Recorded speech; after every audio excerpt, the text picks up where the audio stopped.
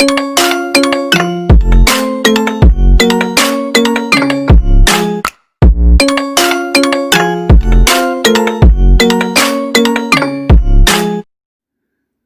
दोस्तों, मेरा नाम तरुण स्वर्णकार है और आप सभी देखना शुरू कर चुके हैं हमारा YouTube channel Indian Ayurvedic doctor.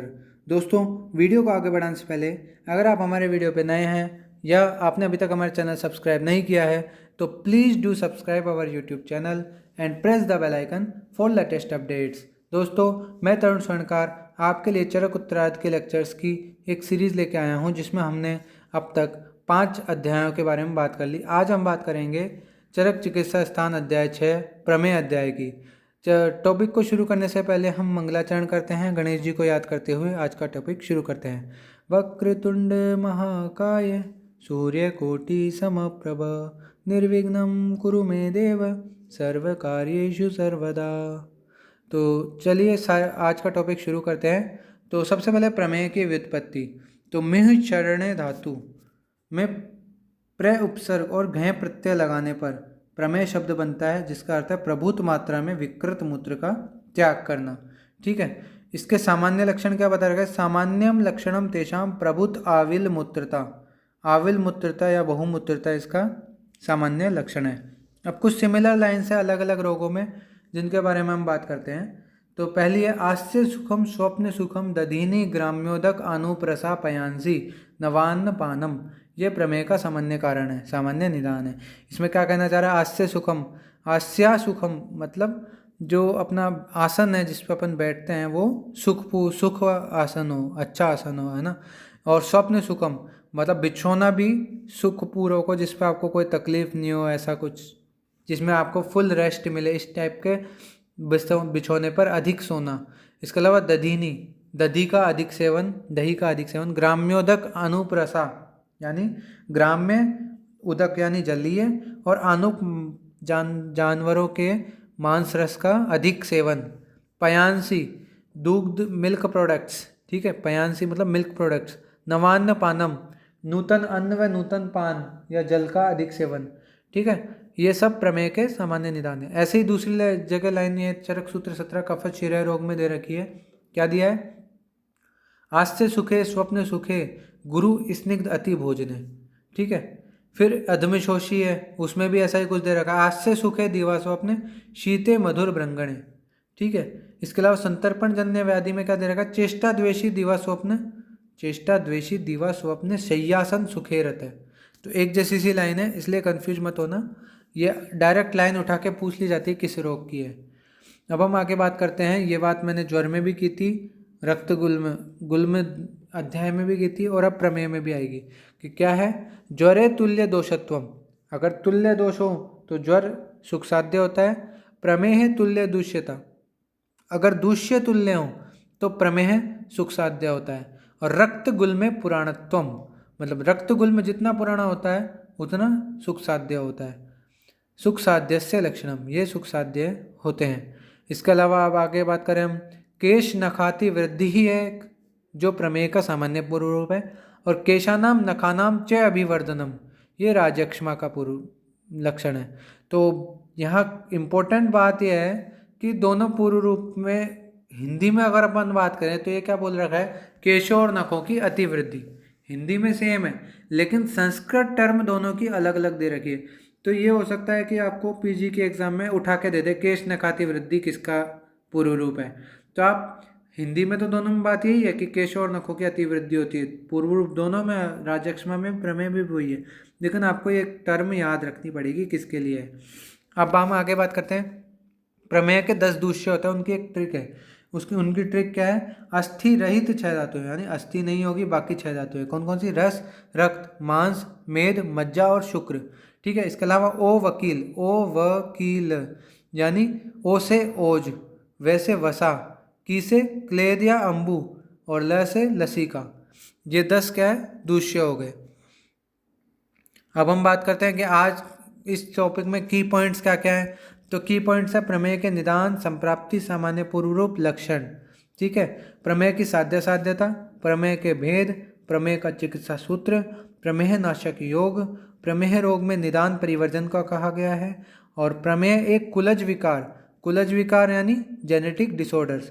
तो आप देख सकते हैं, जान सकते हैं इस बात से कि आयुर्वेद कितना एडवांस था। आयुर्वेद ने पहले बता दिया था कि डायबिटीज़ जो है 5000 साल पहले आज से, कि डायबिटीज़ जेनेटिक डिसऑर्डर भी हो सकता है। ठीक है।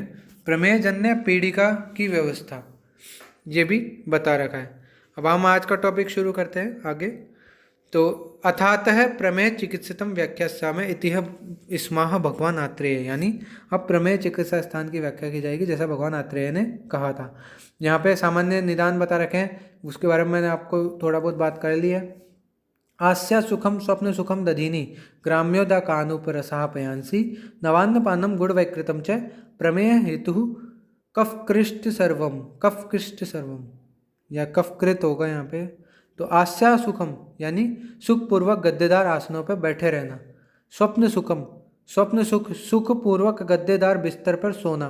दधीनी, दधी ग्राम्य जलीय व अनूप पशु पक्षियों के मांसों का अधिक रूप से सेवन करना। पयांसी मिल्क प्रोडक्ट्स का अधिक सेवन या मिल्क का अधिक सेवन करना। ठीक है। नवान्न पानम नूतन अन्न नूतन जल का अधिक सेवन। गुड़ वैकृतम च, गुड़ वैकृत यानी गुड़ की विकार जैसे कि खांड, चीनी, मिश्री, मिठाई आदि का अति सेवन। ठीक है। प्रमेय हेतु कफ कृतम सर्वम, ये सब कफ को बढ़ाने वाली जितनी भी चीज़ें हैं ये सब प्रमेय को उत्पन्न करती है। तो यहाँ पे आस्य सुखम, स्वप्न सुखम, दधीनी, ग्राम्योदक, अनुप्रसा, पयांसी, ये पूरा याद रखनी है यूक्यू लाइन। ठीक है। आगे हम बात करते हैं प्रमेय की संप्राप्ति के बारे में। तो सबसे पहले कफज और पित्तज प्रमेय की संप्राप्ति बता रहे हैं यहाँ पे। मेदश्च मांसश्च शरीरजं च क्लेदम कफो बस्ति गतम प्रदुष्य करोति मेहान समुदीर्णम उष्णैस्तान एव पित्तम परिदुष्य चापी, यानी मेदश्च मांसश्च शरीरम च क्लेदम, यानी मेद, मांस और शरीरगत क्लेद, इनको क्या होता है, बढ़ा हुआ कफ दूषित करता है। और ये दूषित होने के कारण जो है मूत्राशय में गया हुआ कफ प्रमेय को उत्पन्न करता है। ठीक है। यहाँ पे अब वापस बता रहा हूँ मैं एक बार। निदान सेवन किया, उससे कफ कारक वस्तुओं का सेवन किया, उससे कफ दूषित हुआ। अब उस दूषित कफ ने क्या किया कि मूत्राशय में या बस्ती प्रदेश में जाके जो है मेद, मांस और शारीरिक क्लेद को विकृत कर दिया और प्रमेय की उत्पत्ति की। अब पित्तज प्रमेय में क्या होता है, पित्तज प्रमेय में भी सेम चीज़ है, बस निदान चेंज हो रहे हैं यहाँ पे थोड़े। निदान क्या हो रहे हैं, उष्ण द्रव्यों का अधिक सेवन। ठीक है। उष्ण पित्त को बढ़ाने वाला होता है। और दूषित जो दोष है जो बढ़ रहा है वो है पित्त। ठीक है। तो यहाँ पे पित्त की वृद्धि हुई, पित्त बढ़ा, उसने मेद, मांस और शारीरिक क्लेद को विकृत करके पित्तज प्रमेय उत्पन्न किया। अब वातज प्रमेय की बात करें तो वातज प्रमेय में थोड़ा सा डिफरेंस है। कफ और पित्त दोष जब वात की अपेक्षा क्षीण रहते हुए और वात बढ़ जाता है तो धातुओं को मूत्राशय में खींचकर वातज प्रमेय को उत्पन्न करता है। यानी यहाँ पे क्या कह रखा है कि निदान सेवन किया, उससे वात बढ़ गया और कफ पित्त क्षीण हो गए। ठीक है। तो क्या होता है कि ये बढ़ा हुआ वात धातुओं, जिनमें मेनली वसा, मज्जा, ओज और लसिका, इन चार दूषियों को क्या है खींच के मूत्राशय में ले जाता है और वातज प्रमेय की उत्पत्ति करता है। यहाँ पे चारों को एक साथ खींच के लेके जाता है, ये कहना सही नहीं होगा। यहाँ पे एक एक, या तो वसा को या मज्जा को या तो ओज को या लसिका को, इसी प्रकार इसी तर्ज पे इसके चार भेद भी होते हैं। वातज प्रमेय के चार भेद भी ऐसे ही होते हैं कि पहला वसा को खींचकर मूत्राशय में लाता है तो वो अलग टाइप का हो गया, मज्जा वाला अलग हो गया, ओज वाला अलग हो गया, लसिका वाला। इस प्रकार चार प्रकार के वातज प्रमेयों का आचार्य चरक ने वर्णन किया है। अब प्रमेय की सामान्य संप्राप्ति की बात करें तो कुपित त्रिदोष, वात पित्त कफ दोष मूत्राशय में जाकर मूत्र को दूषित कर अपने लक्षण वाला वातज पित्तज व कफज प्रमेय को उत्पन्न करते हैं। ये वर्णन यहाँ पे मिलता है। अब हम आगे बात करते हैं साध्यता की। तो तुल्य दुष्यत्व जिसका होगा वो साध्य होगा, जो कि है कफज, क्योंकि मेद, क्लेद, ठीक है, ये सब मांस, ये जो है कफ के आश्रयी भाव में रहते हैं, यानी कफ के तुल्य होते हैं। तो इसलिए कफज प्रमेय जो होते हैं 10 वो साध्य होते हैं। विषम क्रिया होने के कारण, यानी तुल्य दुष्यता न होने के कारण जो पित्तज प्रमेय है वो याप्य होते हैं। और महाअत्यय यानी शीघ्र मारने वाला या फिर अधिक बड़ा रोग होने के कारण जो वातज प्रमेय है वो असाध्य होते हैं। ठीक है, आगे हम बात करते हैं प्रमेय में दोष एवं दूष्य। तो कफः स पित्तः पवनश्च दोषा यानी त्रिदोष। मेदो अस्त्र शुक्र अंबु वसा लसिका मज्जा रसोजय पिशितम च दूष्यः प्रमेहिणाम विंशतिरेव मेहा। यानी यहाँ पे बता रखा है कि 3 तो दोष इन्वॉल्व होते हैं, 10 दूष्य इन्वॉल्व होते हैं, इसके अलावा प्रमेय टोटल 20 प्रकार के होते हैं। यहाँ पे 3 दोष बता रखे हैं, कफ पित्त और वात, और 10 दूष्य बता रखे हैं, मेद, रक्त, शुक्र, अंबु या शरीर का जलियांश या क्लेद, वसा, लसिका, मज्जा, रस, ओज, मांस, ये 10 दूष्य बता रखे हैं। और इन 2 दूष्यों की विकृति से 20 प्रकार के प्रमेयों की उत्पत्ति बता रखी है। संख्या याद रखनी है, प्रमेय कितने 20, दूष्य कितने 10, और त्रिदोष तीनों की इन्वॉल्वमेंट होती है, तीनों दोषों की। ठीक है, अब हम आगे बात करते हैं 10 कफज प्रमेयों के नाम बता रखे हैं।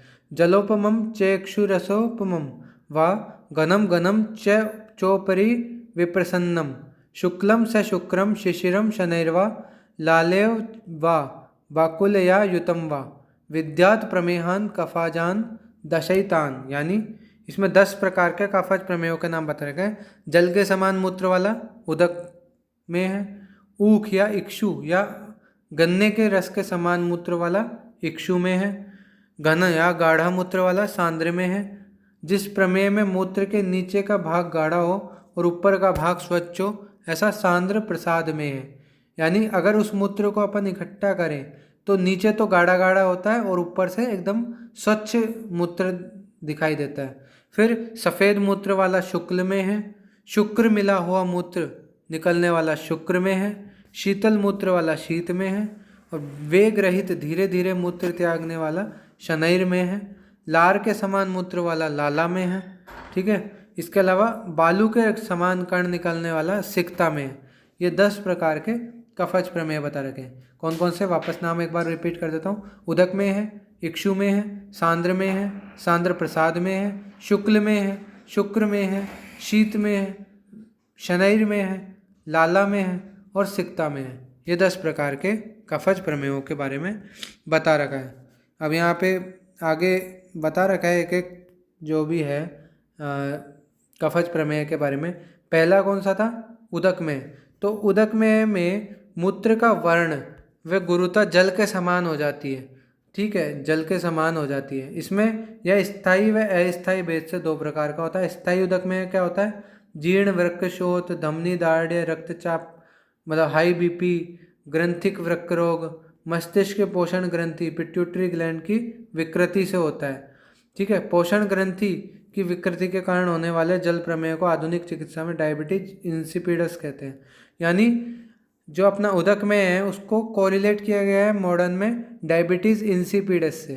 ठीक है, और अस्थायी उदक में क्या है, शीतल जल, चाय, कॉफ़ी, कोकोजन्य पेय अधिक मात्रा में लेने से, मूत्रल औषधियों के अधिक सेवन से, हृदय शूल, अर्धाव भेदक, अपस्मार आदि मानसिक आवेगों के बाद भय, मानसिक आघात, मानसिक उत्तेजना से होता है। यानी यहाँ पे स्थायी और अस्थायी बताएं। तो डायबिटीज इंसिपिडस स्थायी होता है तो वो होता है जिसमें ग्लैंड की कोई विकृति हो या हाई बीपी का पेशेंट हो या किडनी में कोई डिस्टरबेंस हो, किडनी में कोई विकृति हो, तो वो स्थायी डायबिटीज़ होता है। और इसके अलावा अस्थायी क्या होता है, जैसे कि अपने किसी ने डायूरेटिक्स लिए या फिर किसी अपन नॉर्मल लाइफ में देखें तो जो ज़्यादा शराब वगैरह पीते हैं तो उनको ज़्यादा यूरिनेशन होता है। ठीक है, या फिर कॉफ़ी चाय ज़्यादा पीने वालों को ज़्यादा यूरिनेशन होता है, क्योंकि कॉफ़ी चाय जो है डायूरेटिक होती है। ऐसे ही अधिक डायूरेटिक्स का सेवन करने वालों के भी मूत्र की मात्रा थोड़ी बढ़ जाती है। ये बताया रखा है यहाँ पे अस्थायी उदक में। ठीक है, फिर आता है इक्षु में। इक्षु में को एलिमेंट्री ग्लाइकोसूरिया से कोरिलेट किया गया है। ठीक है, इसमें शर्करा के समान या फिर ये मान लो गन्ने के रस के समान जो है ये इक्षुमेय होता है। अब सांद्रमेय की बात करें तो फॉस्फेटूरिया से इसका कोरिलेशन किया गया है। इसमें क्या है कि मूत्र को कुछ देर तक पात्र में रखा जाता है तो मूत्र गाढ़ा हो जाता है। ठीक है, आगे हम बात करें सांद्र प्रसाद में। सांद्र प्रसाद में को फॉस्फेटूरिया ही होता है, ये भी एक प्रकार का। ठीक है, इसमें ऊपर का भाग स्वच्छ और नीचे का भाग गाढ़ा होता है। ठीक है, इसको शुक्ल में आगे तो सुश्रुत व वाग्भट ने पिष्ट में माना है शुक्ल में को। ठीक है, यह भी फास्फेटूरिया का ही एक उग्र रूप है। इसमें मूत्र का वर्ण श्वेत जल में घोले आटे के समान दिखाई देता है। ठीक है, यह स्थिति मूत्र में एल्बुमिन या कायल या पूय के कारण हो सकती है, यानी या तो उसमें एल्बुमिन ज़्यादा हो गया हो मूत्र में, या फिर पूय या पस निकल रही हो साथ में। ठीक है, या फिर कुछ और एबनॉर्मेलिटी हो गई तो शुक्ल में को काइल यूरिया भी बोला जाता है। ठीक है, काइल या अन्य रस का होता है जो काइल यूरिया, और कुछ कुछ लोग इसको एल्बुमिन यूरिया से भी जो है कोरिलेट करते हैं। फिर शुक्र में है, शुक्र में स्पर्मेटोयूरिया। ठीक है, इसमें स्पर्मेटोरिया मॉडर्न से कोरिलेट किया गया है। इसमें शुक्राब या शुक्र मिश्र होता है। ठीक है, शुक्राब मूत्र होगा तो एल्बुमिन यूरिया कहा जा सकता है, इसको भी एल्बुमिन कहा जा सकता है। किडनी, लीवर या फिर हार्ट में कोई भी प्रॉब्लम हो तो ये प्राय हो सकता है। अब यहाँ पे शीत में, तो शीत में का वर्णन सुश्रुत ने नहीं किया है, ये चीज़ याद रखनी है। तो नाइट्रोजन पदार्थों की जब अधिकता होती है या अमोनिया की उत्पत्ति अधिक होती है तो मूत्र अति शीघ्रता से शीतल हो जाता है। ठीक है, वृक्क में शर्करा बंधन मर्यादा नष्ट हो जाती है तो भी यह रोग उत्पन्न हो सकता है। शनैर में तो मूत्रवाही स्रोतों में अवरोध होने के कारण मूत्र का वेग मंद हो जाता है, बार बार मूत्र त्याग होता है। सिक्ता में क्या होता है, बालू के समान अश्मरी के छोटे छोटे कण निकलते हैं, तो ये अश्मरी का ही एक भेद है। इसको मॉडर्न में लिथुरिया से कोरिलेट किया गया है। फिर लालामेय में मूत्र स्निग्ध और पिच्छल रहता है, एल्बुमिन की उपस्थिति का सूचक है, तो इसे एल्बुमिनूरिया कहते हैं। ठीक है, सुश्रुत ने इसका वर्णन नहीं किया, इसकी जगह फेन में का वर्णन किया है। फेन की अधिकता मूत्र में जिसमें पाई जाती है। अब यहाँ पे बात करते हैं पित्तज में कि क्षारोपमम कालाम अथापि नीलम हारिद्रम मंजिष्ठम अथापि रक्तमेहान प्रमेहान षडुशंति है यहाँ पे, षडुशंति पित्तात। ये 6 प्रकार के पित्तज में बता रखे हैं। क्षार में है, काल में है, नील में है, ठीक है, हारिद्र में है, मंजिष्ठा में है, रक्त में है। ठीक है, यहाँ पे इसकी एक ट्रिक है, क्षार है KLMN, यानी क्षार में है से हारिद्र में है, के से काल में है, एल से लोहित में है या रक्त में है। ठीक है, एम से मंजिष्ठा में है, एन से नील में है। तो क्या ट्रिक हुई, क्षार है KLMN, यानी क्षार से क्षार में है से हारिद्र में, के से काल में है, एल से लोहित में है या रक्त में है। ठीक है, रक्त का एक पर्याय होता है लोहित, उसके अकॉर्डिंग मैंने बताया लोहित में है या रक्त में है। एम से मंजिष्ठा में है, एन से नील में है। ठीक है, तो ये इस प्रकार आप छहों के नाम याद रख लेना। फिर क्षार में है, जिसमें क्षार के जल के समान मूत्र निकलता है। काल में है, काला मूत्र निकलता है। ठीक है, नील में है, जिसमें नीले रंग का मूत्र होता है। हरिद्र में है, जिसमें हल्दी के समान वर्ण का पीत वर्ण का मूत्र निकलता है। मंजिष्ठा में है, जिसमें मंजिष्ठा के समान रक्त वर्ण का मूत्र होता है। रक्त में है, रक्त मिला हुआ मूत्र। ठीक है, तो काल में को आचार्य सुश्रुत ने अम्ल में माना है, ये चीज़ याद रखना। क्षार में को आधुनिक में क्या है, एल्केलाइनूरिया से कोरिलेट किया गया है। इसमें मूत्र बस्ती में अधिक देर तक रुकने से होता है। ठीक है, यहाँ पे क्या बता रखा है, इसमें कारण इसके कुछ मूत्र के वेग को रोकना, ठीक है, प्रोस्टेट का एनलार्जमेंट होना, मूत्र मार्ग में संकोच होना, या फिर क्रॉनिक सिस्टाइटिस या फॉस्फेट की अधिकता, ये सब कारण बताए गए हैं। ठीक है, इसके अलावा आगे बात करें काल में है कि तो ब्लैक और ब्राउन यूरिन होता है। तो इंडिकेन्यूरिया, ये मॉडर्न में इसको कोरिलेट किया जा सकता है। इंडिकेन्यूरिया अगर किसी के है तो आप उसमें कालमेय के समान चिकित्सा कर सकते हैं। ठीक है, यहाँ पे कार्बोलिक एसिड विशेष रूप से शोषित होता है इसमें रक्त द्वारा। ठीक है, ये बता रखा है। नीलमेय है, नीलमेय में क्या है, इंडिकेन नामक पदार्थ का उपस्थिति रहती है। इस विकार में मूत्र में इंडिकेन नामक पदार्थ की उपस्थिति रहती है। आंत्र में शरीर के अन्योन्य भाग में शुक्ली या एल्बुमिन के सड़ने से यह पदार्थ उत्पन्न होता है। ठीक है, इसके अलावा इसके कारण बता रखे हैं कि क्रॉनिक कॉन्स्टिपेशन हो, इंटेस्टाइनल ऑब्स्ट्रक्शन हो, फुफ्फुस शोथ हो, आंत्र शोथ हो, प्रवाही का अतिसार हो। ठीक है, दुर्गंधित कास, राजयक्ष्मा की तृतीय अवस्था, इन सब में कंडीशंस में यह रोग हो सकता है। फिर हारिद्रमेय की बता रखी है, तो बिलिरुबिन की अधिकता होती है जब मूत्र का वर्ण येलोइश हो जाता है। ठीक है, तो ये हारिद्रमेय के बारे में बता रखा है। फिर मंजिष्ठा में यूरोबिलिन्यूरिया से इसको कंपैरिजन किया गया है, इसको कोरिलेट किया गया है। और रक्त में अपन को हिमेटूरिया से कोरिलेट किया गया है। अब बात करते हैं हम वातजन्य मेयों की। तो वातजन्य मेयों के नाम बता रखे हैं, मज्जा में है, ओज में है, वसा में है और लसिका में है। ये 4 नाम दिए हुए हैं। ठीक है, अब हम बात करें चरक की ही निदान स्थान में उन्होंने क्या नाम दिए थे, हस्ती में है, मधु में है, वसा में है, मज्जा में है। तो यहाँ पे वसा और मज्जा नाम तो सेम है, लेकिन जो लसिका में है, जो यहाँ चिकित्सा स्थान में बोला है, वहाँ पे निदान स्थान में इसको हस्ती में है बोला था। और जो ओज में है यहाँ पे उसको मधुमेह बोला था। ये चीज़ आप याद रखिएगा। अब हम आगे बात करते हैं मज्जामेह की। क्या बात की है यहाँ पे कि इस विकार में एल्बुमिन पाया जाता है। शरीर धातुओं से शुक्ली क्षय होता है, यानी एल्बुमिन का क्षय होता है। यह क्षय धातु क्षय जन्य कहा जाता है।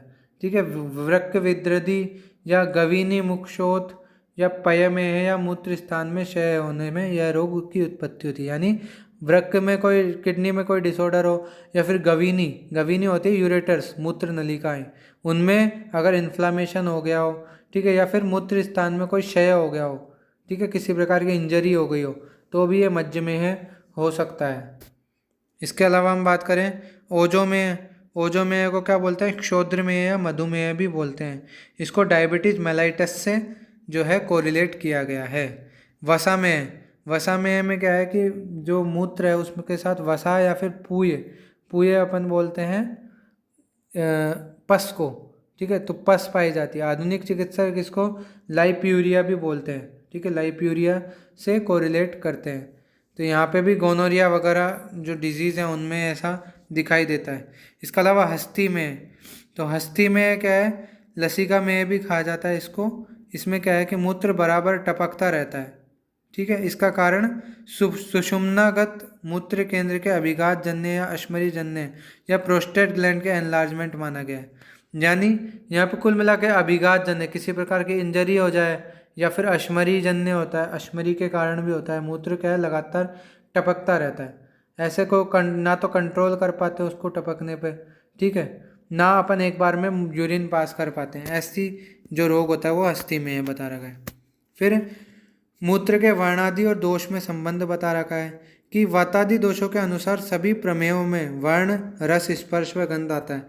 तो वात में श्याम या अरुण वर्ण होता है। शूल एवं मज्जा, ओज, वसा व लसिका इन सबके गुण से युक्त हो जाता है, तब वातज प्रमेय असाध्य हो जाता है। यहाँ पे असाध्य वातज प्रमेय के कुछ लक्षण भी बता रखे हैं कि वही श्याम या अरुण वर्ण का हो जाता है, या फिर शुक्ल, मज्जा, ओज, वसा, लसिका इनके गुण से युक्त हो जाता है तो मूत्र, तो ऐसा प्रमेय जो है वैसा वातज प्रमेय असाध्य होता है। अब सामान्य पूर्व रूप बता रखे हैं। ठीक है, स्नेहो अंग गंध है, यानी स्वेदो अंग गंध है। स्वेद और शरीर से गंध का आना। शिथिलांगता, अंगों का शिथिल हो जाना। शय्यासन स्वप्न सुखे रतिश्च, यानी सुखपूर्वक शयन आसन पर बैठने की इच्छा होना। ठीक है, फिर उसके बाद इन्होंने बता रखा है आगे घनांगता, यानी अंगों का मोटा हो जाना।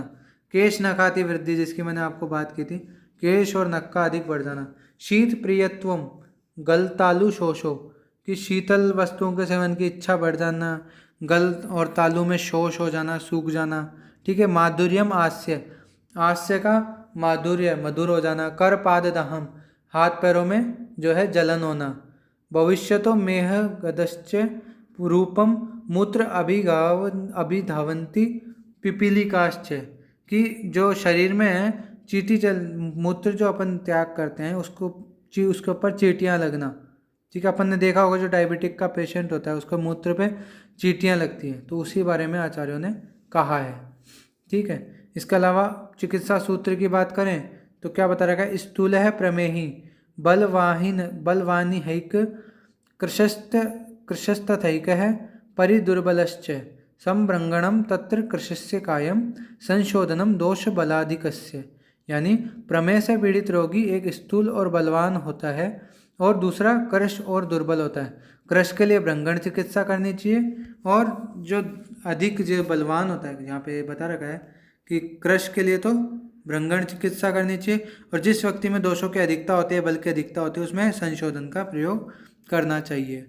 ठीक है। यानी इसने डायबिटीज़ के दो प्रकार के पेशेंट बता रखे हैं, एक जो बलवान होता है और स्थूल होता है, और दूसरा जो कृश होता है और दुर्बल होता है। तो कृश और दुर्बल में तो भ्रंगण चिकित्सा करनी चाहिए, और जो बलवान होता है उसमें संशोधन चिकित्सा करनी चाहिए। फिर यहाँ पे संतर्पण कार्य की कही गई है कि प्रमेह से पीड़ित बलवान रोगियों में स्नेहन के से शरीर स्निग्ध हो जाने पर मल शुद्धि के लिए कल्प स्थान में बताए जाने वाले अनेक प्रकार के योगों का प्रयोग करना चाहिए, और वमन विरेचन द्वारा अगर जिसका मल नाश हो गया हो तो उसमें संतर्पण का प्रयोग करना चाहिए। अब संतर्पण अगर नहीं दें ऐसे व्यक्ति को तो क्या हानि होती है, इंपॉर्टेंट चीज़ है कि प्रमेह से पीड़ित बलवान रोगियों को संशोधन करने के बाद अपतर्पण का प्रयोग किया जाए तो बढ़ी हुई वायु गुल्म, धातुक्षय, लिंग व बस्ती में वेदना, मूत्र में रुकावट ऐसे लक्षण प्रकट करती है। इसलिए संशोधन करने के बाद रोगी का अग्निबल देखकर संतर्पण कारक अन्नपान का ही प्रयोग करना चाहिए। ठीक है, यानी मतलब संशोधन करने के बाद भी संतर्पण करना चाहिए। इसके अलावा संशोधन चिकित्सा का आरंभ बता रखा है यहाँ पे कि संशमन चिकित्सा का अवस्था बता रखी है कि दुर्बल व कृश प्रमेह से पीड़ित के रोगी का संशोधन नहीं कर सकते हैं। दुर्बल रोगी का संशोधन करेंगे तो उसको अधिक नुकसान होगा, बीमारी अधिक बढ़ेगी, हो सकता है उसकी मृत्यु भी हो जाए। ठीक है, तो उसके लिए संशमन चिकित्सा का प्रयोग किया जाता है। तो ऐसे व्यक्तियों में क्या है, प्रमेह रोगों की शांति के लिए सत्तू, कषाय, जौ का चूर्ण, अवलेह व लघु आहार द्रव्यों का सेवन करना चाहिए। अब मांस प्रयोग बता रखा है, विष्किर और प्रतूद पक्षियों का मांसरस व जांगल पशु के मांसरस के साथ जौ का भात, सूखा वाट्य, सत्तू, अनूप का आहार करना चाहिए। ठीक है, आगे हम बात करें कि प्रमेह में क्या आहार लेना चाहिए, तो मूंग का यूष अथवा तिक्त द्रव्यों के शाक से पुराने चावल का भात का सेवन करना चाहिए।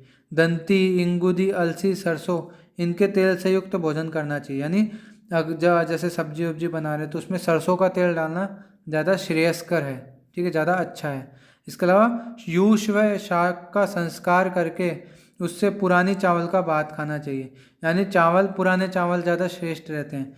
ठीक है, इसके अलावा साठी के चावल, तृण धान्य जैसे सांवा, कंगुनी, ये सब का सेवन करना चाहिए। जौ यानी जौ का आटा श्रेष्ठ होता है, जौ के आटे का सेवन, जौ प्रधानस्तु बोल रखा है यहाँ पे, तो जौ के आटे का प्रयोग करना चाहिए। ठीक है, इसके अलावा मधु मिलाकर भक्ष्य, अनेक प्रकार के भक्ष्य पदार्थों में मधु मिलाकर जौ प्रधान भोजन कफ प्रमेही को करना चाहिए। ठीक है, यहाँ पे प्रमेह में संतर्पण योग भी बता रखे हैं कि जौ को कूटकर भूसी निकालकर रात्रि पर्यंत त्रिफला क्वाथ से भावित करके उससे बनाए हुए सत्तू में मधु मिलाकर सीधू में घोलकर प्रमेह नाश के लिए प्रमेह को पीना चाहिए। ये कफज प्रमेह को देना चाहिए। ठीक है, प्रमेह में भक्ष्य बता ही दिए, क्वाथ वगैरह बता दिए, सत्तू, जौ, ये सब प्रमेह में जो है गुणकारी होते हैं। इसके अलावा गुड़ का भी वहाँ पे सेवन बता रखा है, लेकिन वो पुराना गुड़ होना चाहिए। ठीक है, यहाँ पे बता रखा है कि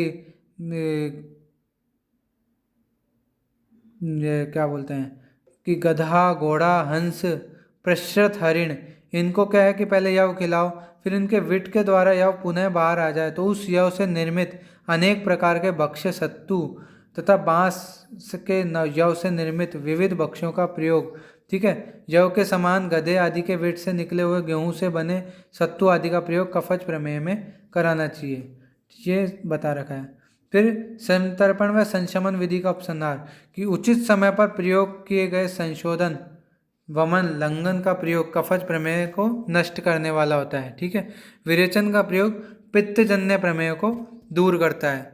यह इस प्रकार बलवान व दुर्बल रोगियों के लिए संशमन व संतर्पण विधियों का उल्लेख किया गया है, ठीक है। अब सामान्य प्रमेय नाशक यौगिकों के बारे में बता रखा है कि यहाँ पे जैसे दारू, हल्दी है, ठीक है, देवदारू, आंवला, हरड़, बहेड़ा, नागरमोथा, इन द्रव्यों को क्या है समान मात्रा में लेके क्वाथ बनाकर प्रमेय रोगी को पिलाना चाहिए। आंवले का रस में हल्दी का चूर्ण व मधु मिलाकर, ये तो सिंपल है, घर में भी यूज कर सकते हैं कि आंवले के फल ले आओ, उसके ताज़ा रस निकालो और उसमें हल्दी का चूर्ण व मधु मिलाकर पियो, ठीक है, रेगुलर, तो उससे फ़ायदा होगा।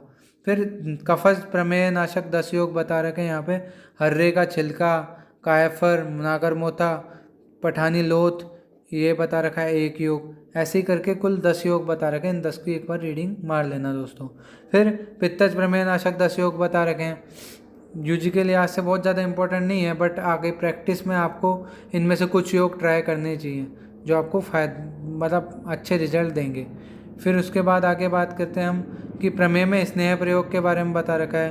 तो वातजन्य प्रमेयों में ऊपर बताए गए कषाय योगों से अलग अलग पकाए हुए तेल व घृत का सेवन करना चाहिए। इन कषाय द्रव्यों के प्रभाव से वातज प्रमेय के दूष्य, मेद और व कफ, पित्त शांत होते हैं और तेल घृत की स्निग्धता से रूक्ष वायु भी शांत होती है। फिर कफ पित्तज प्रमेय में विशेष योग बता रखा है, इसकी एक बार रीडिंग मार लेना आप दोस्तों। फिर वातज प्रमेय में स्नेह बता रखा है कि वातज प्रमेय में कफ व पित्त का अनुबंध देखकर स्नेह विधि की कल्पना करनी चाहिए। कफानुबंध होने पर कषाय नाशक व कफनाशक कषाय योगों से सिद्ध तेल का प्रयोग करना चाहिए और पित्तानुबंध होने पर पित्तनाशक कषाय योगों से सिद्ध घृत का सेवन करना चाहिए, ठीक है। यहाँ पे तेल और घृत अंतर पड़ेगा, देखो कफनाशक में तेल का प्रयोग करने को बोला है इसने, कफनाशक के साथ तेल, और पित्त का अनुबंध होने पर पित्तनाशक कषाय योगों के साथ घृत का सेवन बताया है, ठीक है। ये यहाँ पर बताया गया है। कुछ लोगों के अनुसार कफ में कषायों के साथ साधित तेल और पित्त में पित्तनाशक क्वाथों के साथ सिद्ध किया घृत प्रयोग करना चाहिए। यह अर्थ उचित प्रतीत नहीं होता है, कुछ लोगों को ऐसा लगता है, ठीक है। आगे हम बात करें त्रिकंटकादि स्नेह, ये कुछ योग हैं जिनमें से नाम याद करने हैं। त्रिकंटकाद्य स्नेह, इसका नाम याद रखना दोस्तों। फिर कुछ बातें हैं जैसे भाव प्रकाश ने शूद्र जाति 4 प्रकार के मधु बताए गए हैं, तो शूद्र जाति के मधु को प्रमेय में बेस्ट बताया है। इसके अलावा त्रिफला, वासा, निम्ब, गुड़ूची, कुटकी, इन 5 का प्रयोग शारंगधर ने पांडु व कामला रोगों में करने को कहा गया है, ठीक है। आगे हम बात करें फल त्रिकादि क्वाथ की, तो फल त्रिकादि क्वाथ इंपॉर्टेंट योग है, याद रखिएगा दोस्तों, प्रमेय में बहुत दिया जाता है, प्रैक्टिस में भी। तो सभी प्रकार के प्रमेय में त्रिफला, दारुहृद्रा, इंद्रायण, ठीक है, इंद्रायण की जड़, इसके अलावा नागरमोथा, इन सबको विधिवत बनाया हुआ क्वाथ में हल्दी का कल्क डालकर क्वाथ सिद्ध करें और पान करते समय मधु मिलाकर पीवें, ठीक है। आगे हम बात करते हैं लोद्रासव या मध्वासव की, नाम याद रखिएगा दोस्तों। तो यहाँ पे लोद्रासव मध्वासव के एक इम्पोर्टेंट चीज़ है, किलास या श्वेत कुष्ठ को भी और अन्य प्रकार के कुष्ठों को भी ये नाश करने वाला होता है, ग्रहणी दोष को नाश करता है। कफ पित्त मेहान, कफज व पित्तज मेहों में बहुत अच्छा रिजल्ट है इसका, ठीक है। इसके अलावा द्विपल प्रयोजात, 2 पल इसकी मात्रा रखनी चाहिए, ठीक है, ये बता रखा है। फिर इसके अलावा एक आता है मध्वारिष्ट और मधुकासव, ये कफज ग्रहणी में आएंगे। इसके अलावा दंत्यारिष्ट होता है एक, जो अर्श में आता है, और दंत्यासव कहाँ है, प्रमेय में। ये चीज़ याद रखनी, नाम याद रखने दोस्तों, मध्वासव या लोद्रासव, ठीक है। इसके अलावा दंत्यासव, दोनों आसव है यहाँ पे, ठीक है। मध्वारिष्ट कहाँ था, कफज ग्रहणी में, मधुकासव कहाँ था, कफज ग्रहणी में, और दंत्यारिष्ट अर्श में, ठीक है। इसके अलावा उदक पान बता रखा है कि सारोदक, कुशोदक, मधुदक, ठीक है, और त्रिफला का क्वाथ, सीधु, इनको, और उत्तम पुराना मुनक्का से बना हुआ मद्य या द्राक्षारिष्ट का सेवन करना बता रखा है। तो द्राक्षारिष्ट का सेवन भी बताया है प्रमेय में, ये चीज़ याद रखिएगा। फिर आगे बात करें हम कि संतर्पणोत्थ प्रमेय में व्यवस्था बता रखी है कि जंगल पशु पक्षियों के मांस को शूल्य या लोहे की सीख में छेद करके पकाए हुए मांस और जौ से बनाए हुए अनेक प्रकार के भक्ष्यों का सेवन करना चाहिए तथा संशोधन अरिष्ट कषाय व अवलेहों के प्रयोग से संतर्पण जन्य प्रमेयों को नाश करना चाहिए। अब प्रमेय में यव का प्रयोग, जौ का प्रयोग हर जगह आप देखेंगे, आप कई जगह बताया जा चुका है अब तो कि यव का प्रयोग करना चाहिए। ठीक है, इंपॉर्टेंट है, ये चीज़ याद रखनी है। इसी प्रकार मूंग और आंवले के नित्य प्रयोग से प्रमेय, श्वेत कुष्ठ, कफज, मूत्रकृच, कुष्ठ रोग नहीं हो पाते। तो मूंग आंवले का नित्य सेवन करना चाहिए। ठीक है, अब प्रमेय में विशेष व्यवस्था बता रखी है कि सूत्र स्थान के 33वें, ये छोड़िए आप, ये सही नहीं है, ये 33वां अध्याय तो है ही नहीं, सूत्र में है ही 30 अध्याय। ठीक है, आगे हम बात करते हैं। पहले प्रमेय में अपतर्पण का महत्व बता रखा है कि बढ़े हुए क्लेद व कफ को प्रमेय के कारण समझकर जो है अपतर्पण चिकित्सा करनी चाहिए, कफजन्य व पित्तजन्य प्रमेय में। ठीक है, अष्टांग हृदय ने 2 प्रकार के मधुमेह बताए हैं। कौन कौन से? आवरणजन्य जो कि कष्ट साध्य है और धातु क्षयजन्य जो कि असाध्य है। ये चीज़ आप याद रखना। प्रमेय में निदान परिवर्जन बता रखा है और जिसके लिए अपन बोलते भी है संक्षेप्त है क्रिया योगो निदान है परिवर्जनम, कि जिन कारणों से प्रमेय उत्पन्न हुआ है उन कारणों का सेवन नहीं करना चाहिए, क्योंकि कारणों के अपेक्षा मतलब सेवन कारणों की असेवा या त्याग से ही उत्पन्न हुए रोगों की चिकित्सा होती है। इसके अलावा प्रमेय तथा मूत्रगत रक्तपित्त में भेद बता रखा है, ये इम्पोर्टेंट है। हरिद्र वर्णम रुधिरम च मूत्रम विना प्रमेहस्य ही पूर्व रूपई यो मूत्रयत्तम न वदेत प्रमेहम रक्तस्य पित्तस्य ही स प्रकोप है। यानी बिना प्रमेय के पूर्व रूप हुए ही हल्दी के समान रक्त मिला हुआ मूत्र निकलता हो तो इस प्रकार का मूत्र त्याग करने वाले पुरुषों को प्रमेय रोग नहीं है ऐसा कहना चाहिए। इस प्रकार मूत्र निकलना रक्तपित्त का प्रकोप है, अर्थात रक्तपित्त रोग है। ठीक है, मतलब बिना प्रमेय आविल मूत्रता सामान्य लक्षण है और प्रमेय के जो पूर्व रूप रहते हैं कि हरिद्र वर्ण का मूत्र है वगैरह वगैरह, और भी कई सारे पूर्व रूप जब अपन पढ़ चुके हैं, वो सब अगर हैं तब तो प्रमेय है, पूर्व रूप हैं। पूर्व रूप नहीं है तो फिर उसको प्रमेय नहीं समझना चाहिए। ठीक है, आगे सापेक्ष निदान बता रखे हैं। ठीक है, मतलब डिफरेंशियल डायग्नोसिस कि प्रमेय रोग में यदि मूत्र मधुर सैपिच्छ मधु के समान दिखाई पड़ता है तो उसमें 2 प्रकार से विचार किया जा सकता है। यदि धातु या दूषों का क्षीण होने पर इस प्रकार के लक्षण होते हैं तो वातजन्य प्रमेय का उपद्रव समझा जाता है, और यदि संतर्पण आहार विहार के सेवन करने से लक्षण उत्पन्न होते हैं तो उसे कफजन्य प्रमेय का उपद्रव समझा जाता है। ठीक है, यहाँ पे 2 कंडीशन बता रखी है, दोनों में एक लक्षण सेम है कि मूत्र क्या है, मधुर और झागयुक्त और मधु के समान दिखाई पड़ता है, लेकिन ये 2 प्रकार की कंडीशन में सेम चीज़ हो सकती है। कैसी? कि धातु क्षीण के कारण अगर ऐसा हुआ है तो वो वातजन्य प्रमेय है, और अगर संतर्पण जन्य आहार विहार के कारण हुआ है तो वो कफजन्य प्रमेय है। ठीक है, अब आगे बात करते हैं प्रमेय की साध्यता के बारे में।